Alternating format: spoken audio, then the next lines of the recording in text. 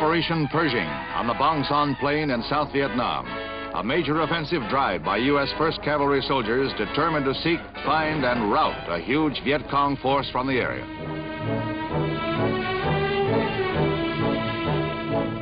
A small village gives up enemy suspects who used grenades, automatic weapons, and landmines to slow the advance of American cavalrymen.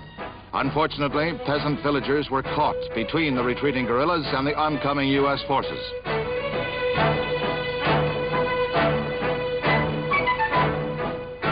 As a necessary precaution, the village is put to the torch so that it cannot be used again in the future as a base of operations for the VC. Many of these rural settlements have been bought, cowed, or persuaded to give aid and comfort to guerrilla groups.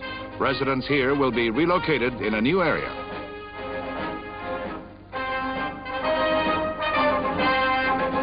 Victory is tempered with mercy for the civilians. A U.S. field hospital gives treatment to several women and children, tragic figures trapped by war.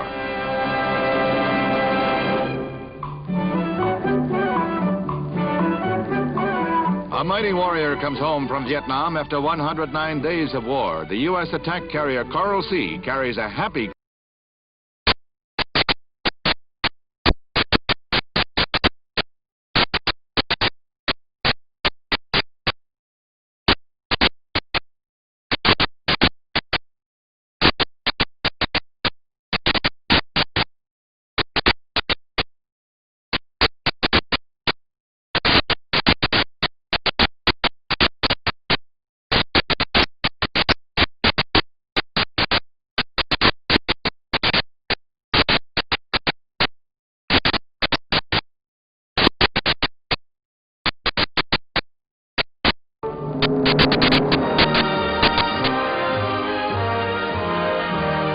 White House, a vital piece of legislation reaches President Johnson's desk.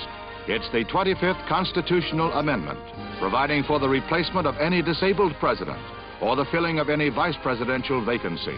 The president points out that 16 times the U.S. has been without a vice president.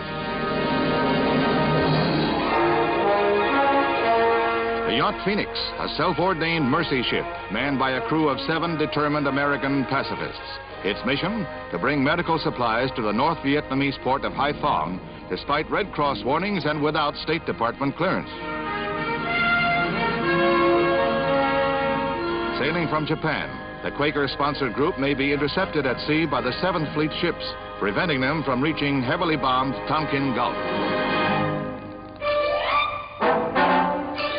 These are the finalists in the first international paper airplane contest, which drew 11,000 entries from 49 states and 26 foreign countries.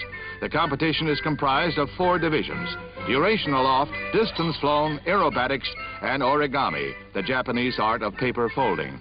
The stunt flying wasn't exactly breathtaking. The distance winner takes the prize with a non-scheduled flight of 91 feet. Trophies were called Leonardo's after Da Vinci, the patron saint of paper airplanes, said the sponsors. A rectangular flying wing remains aloft longest, over 10 seconds. Paper airplanes out of the schoolroom find fame in this frivolous fly-off.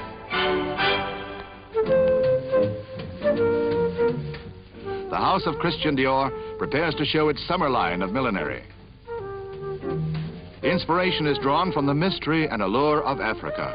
This rustic straw is called tribal topknots. In step with current kaftan and boo-boo dress fashions is this descendant of the planter's hat.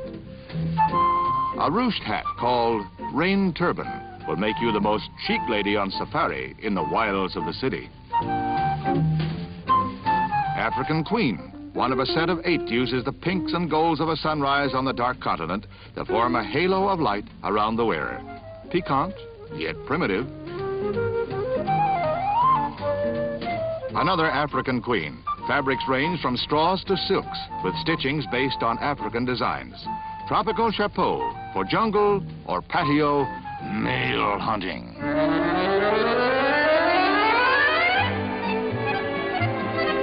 First Canadian Winter Games at Quebec City, patterned as a minor Olympics with entries from all provinces.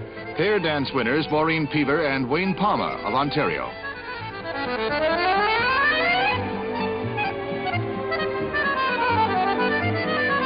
Miss Kathy Lee Irving, also from Ontario, takes the gold medal in Class A solo figure skating with this dazzling exhibition of freestyle skating.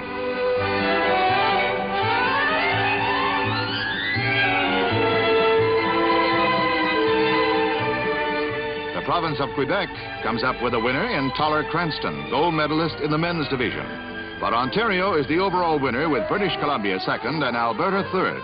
Winter Games in a winter wonderland.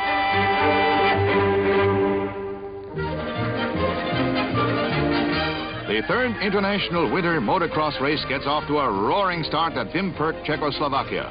The tricky and dangerous course presents a real challenge to the top riders in Europe.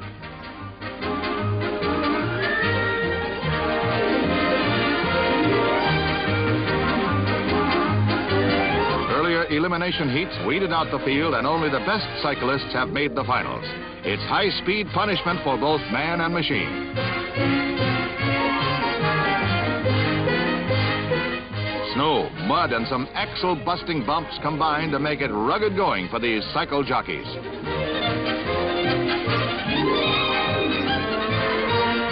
The finish line's in sight, and that checkered flag looks like home sweet home. No wonder the winner is a native Czech. Fellow Czech mates take second and third spots, too. Next event, a speedy trip to a nice hot shower.